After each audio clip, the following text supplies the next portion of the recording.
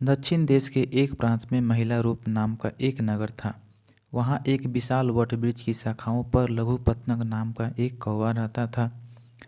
एक दिन वह अपने आहार की चिंता में शहर की ओर चला ही था कि उसने देखा कि एक काले रंग, फटे पांव और बिखरे बालों वाला यमदूत की तरह भयंकर व्याध उधर ही चला आ रहा है। कौवे को वृक्ष पर रहने वाले अन्य पक्षियों की भी चिंता थी।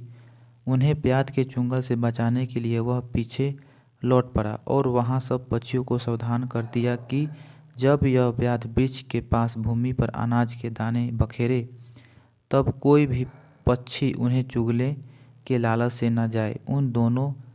उन दानों को कालूकट की तरह जहरीला समझे।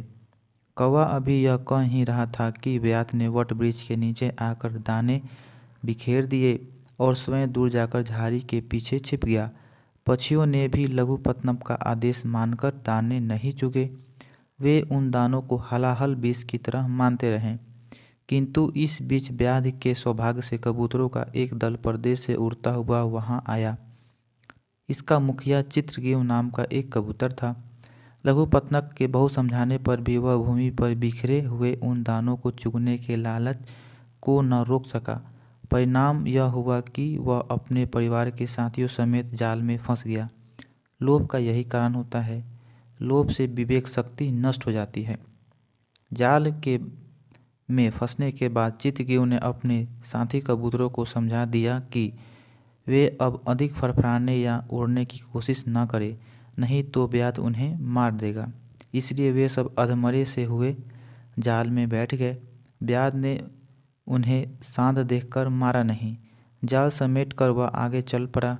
चित्रगीव ने जब देखा कि अब व्याध निश्चिंत हो गया है और उसका ध्यान दूसरी ओर गया है, तभी उसने अपने साथियों को जाल समेत उड़ जाने का संकेत किया।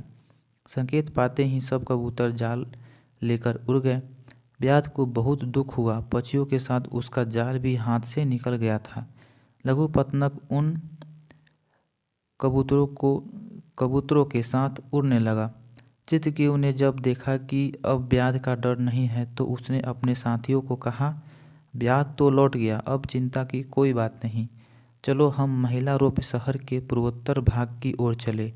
वहाँ मेरा घनिष्ठ मित्र हिरण्यक नाम का एक चूहा रहता है। उससे हम अपने जाल को कटवा लेंगे, तभी हम आकाश में स्वच्छंद घूम सकेंगे। वह हिरण्यक नाम का चूहा अपनी 100 बिलों वाले दुर्ग में रहता है, इसलिए उसे डर नहीं लगता था। चित्रगीव ने उसके द्वार पर पहुंचकर आवाज़ लगाई। वह बोला, मित्र हिरण्यक, शीघ्र आओ, मुझ पर विपत्ति का पहाड़ टूट पड़ा है। उसकी आवाज़ सुनकर हिरण्यक ने अपने ही बिल में छिपे छिपे प्रश्न किया, तुम कौन हो? कहाँ से आए हो? क्या प्रयोजन है? चित्रगीव ने कहा, मैं चित्रगीव नाम का कपोतराज हूँ, तुम्हारा मित्र हूँ। तुम्हें जल्दी बाहर आओ, मुझे तुमसे विशेष काम है।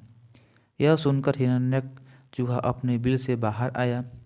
वहाँ अपने परम मित्र चित्रगीव को देखकर वह बहुत प्रसन्न हुआ, किंतु चित्रगीव को अपने साथियों समेत जाल में फंसा देखकर वह चिंतित भी हो गया। उसने पूछा, मित्र, यह क्या हो गया तुम्हें?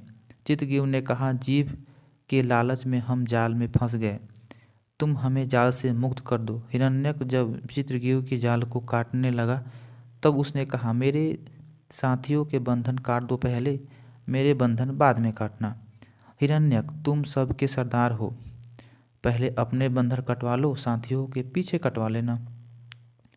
चित्रगीव, वे मेरे आश्रित हैं, अपने घर बार को छोड़कर मेरे साथ आए हैं। मेरा धर्म यह है कि इनका सुख सुविधा को दृष्टि में रखें। अपने अनुचरों में किया हुआ विश्वास बड़े से बड़े संकट से रक्षा करता है। हिरण्यक चित्रगीव की यह बात सुनकर बहुत प्रसन्न हुआ। उसने सबके बंधन काटकर चित्रगीव से कहा, मित्र, अब अपने घर जाओ, विपत्ति के समय मुझे याद करना। उन्हें भेजकर हिरण्यक चूहा अपने बिल में घुस गया। चित्रगीव भी परिवार सहित अपने घर चला गया।